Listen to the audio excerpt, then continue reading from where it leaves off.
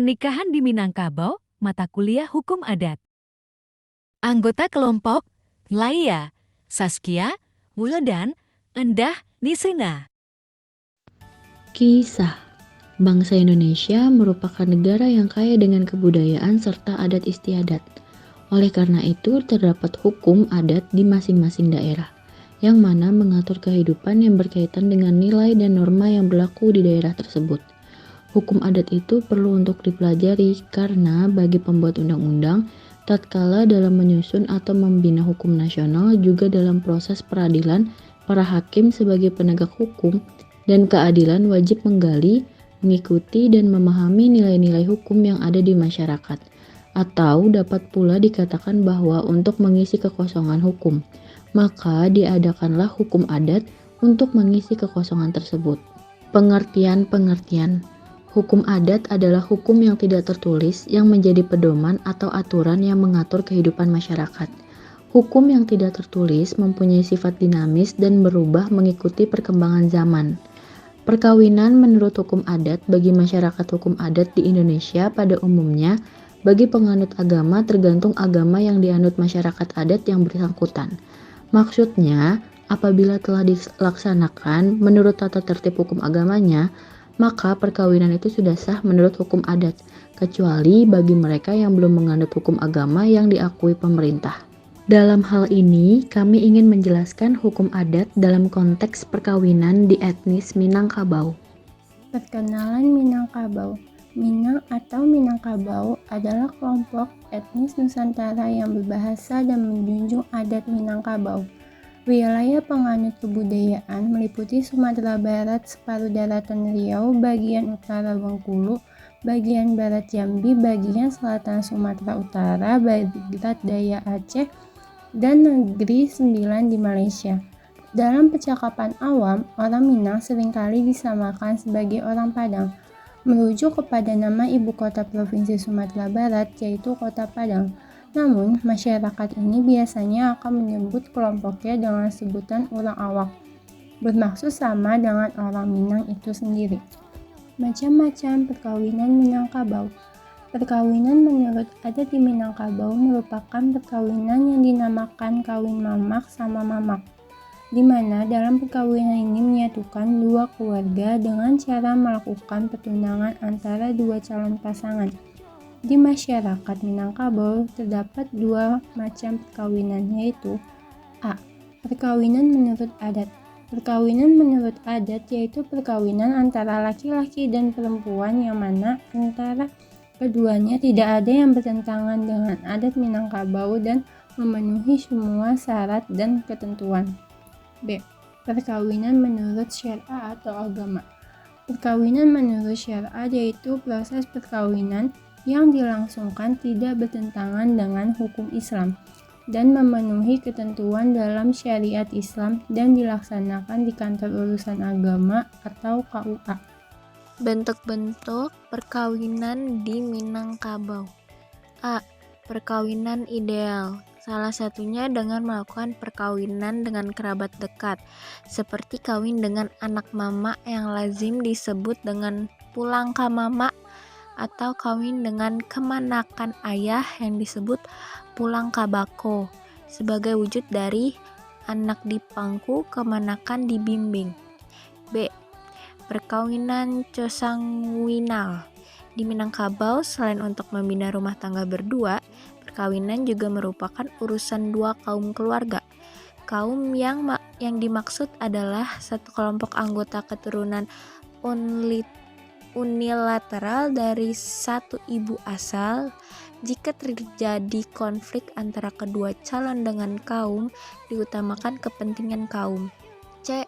Menantu terpandang. Masyarakat di Minangkabau sama halnya seperti masyarakat lainnya yang mendambakan menantu terpandang berkedudukan.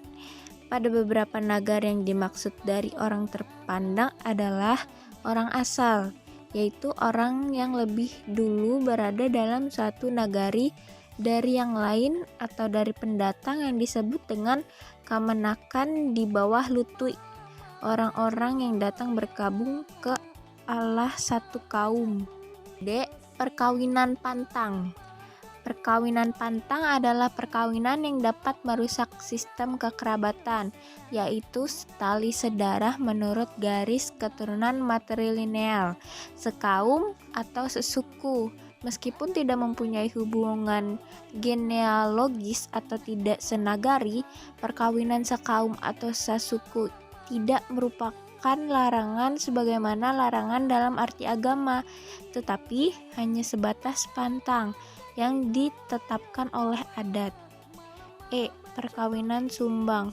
Istilah sumbang dipakaikan kepada perbuatan yang dilakukan tidak pada tempatnya atau tidak baik menurut penilaian orang banyak, seperti laki-laki berkunjung ke rumah seorang gadis, apalagi janda. Mama si gadis atau si laki-laki akan tersinggung dan dianggap tidak bisa menjaga kemenakannya. Tahapan dan proses pernikahan di Minangkabau. 1. Maresek. Maresek merupakan penjajakan pertama sebagai permulaan dari rangkaian tata cara pelaksanaan pernikahan. Sesuai dengan sistem kekerabatan di Minangkabau, pihak keluarga wanita mendatangi pihak keluarga pria.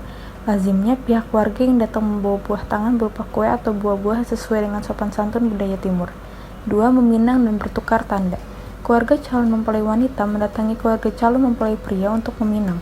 Bila tunangan diterima, berlanjut dengan bertukar tanda sebagai simbol pengingat perjanjian dan tidak dapat diputuskan secara sepihak. Acara melibatkan orang tua atau nini mama dan para sesepuh dari kedua belah pihak. 3. Mahanta atau minta izin. Calon mempelai pria mengabarkan dan mohon doa restu rencana pernikahan kepada mama-mamanya, saudara-saudara ayahnya, kakak-kakaknya yang telah berkeluarga dan para sesepuh yang dihormati.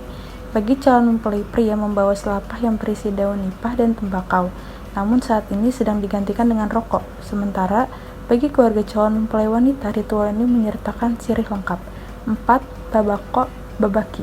Pihak keluarga dari ayah calon mempelai wanita, disebut bako, ingin memperlihatkan kasih sayangnya dengan ikut membiayai sesuai kemampuan. Acara berlangsung beberapa hari sebelum acara akad nikah. 5. Menjapui, marapulai atau menjemput. Pengantin pria, calon pengantin pria dijemput dan dibawa ke rumah calon pengantin wanita untuk melangsungkan akad nikah. Proses ini juga dibarengi pemberian gelar pusaka kepada calon mempelai pria sebagai tanda sudah dewasa. Pihak keluarga calon pengantin wanita harus membawa sirih lengkap dalam cerana yang menandakan datangnya secara beradat. Pakaian pengantin pria lengkap, nasi kuning, singgang ayam, lauk pauk, kue-kue, serta buah-buahan. 6. Penyambutan di rumah anak daron atau penyambutan di rumah pengantin wanita. Menyambut kedatangan calon mempelai pria di rumah calon mempelai wanita diiringi bunyi musik tradisional khas Minang yakni talempong dan gandang tabuk, serta barisan gelombang adat timbal balik yang terdiri dari pemuda-pemuda berpakaian silat, serta disambut para dara berpakaian adat yang mengunyahkan sirih. 7. Akad nikah. Diawali pembacaan ayat suci, ijab qabul, nasihat perkawinan, dan doa. Ijab qabul umumnya dilakukan pada hari Jumat siang. Seserahan setelah proses akad nikah selesai dan sudah dinyatakan sah. Selanjutnya dilakukan serah terima atau pemasrahan. Serah terima adalah proses penyerahan mempelai laki-laki kepada keluarga mempelai wanita dan menerima dari keluarga mempelai wanita kepada mempelai laki-laki. 8. Basanding di Palamina atau basanding di pelaminan. Kedua mempelai akan duduk bersanding di atas pelaminan yang sudah disiapkan. Kedua mempelai akan menanti tamu alek salingga alam dan diwarnai musik khas Minangkabau. 9. Manikam jajak. 1 minggu setelah akad nikah, umumnya pada hari Jumat sore, kedua pengantin baru pergi ke rumah orang tua nikmama pengantin pria dengan membawa makanan. Tujuannya adalah untuk menghormati orang tua masing-masing. Beberapa penyebab larangan nikah sesuku menurut Akmal Sultan Pamuntjak dilatar belakangi oleh beberapa faktor sebagai berikut. A. Orang yang satu suku dianggap masih terikat tali persaudaraan. Dengan demikian, perkawinan antar suku dianggap sesuatu yang tabu. B. Perkawinan satu suku menyebabkan keturunan yang cacat. Terjadinya karena hubungan suami istri dengan kerabat yang terlalu dekat. Faktor kultur yang turun-temurun dari zaman dulu sampai sekarang, sehingga masyarakat apabila orang tua-tua mereka melarang, maka mereka menganggap itu haram atau tidak boleh dikerjakan, khususnya perkawinan satu suku. Sanksi adat bagi yang melanggar. 1. Sangsinan dibuang jauh, disanggai tabak api, digantung tinggi indak batali. Artinya, di mana orang yang melakukan perkawinan atau pernikahan sesuku akan diusir atau dibuang sepanjang adat oleh penghulu suku atau mama. 2. Tidak dibawa sehilir semudi atau dikucilkan oleh masyarakat. 3. Menjadi bahan cemoohan warga setempat. 4. Dari salah satu pasangan tersebut mengganti atau pindah suku. 5. Membayar denda. Denda di sini sesuai dengan kesepakatan bersama. Semakin besar kesalahan, semakin besar pula dendanya. Berikut adalah contoh foto pernikahan di Minangkabau.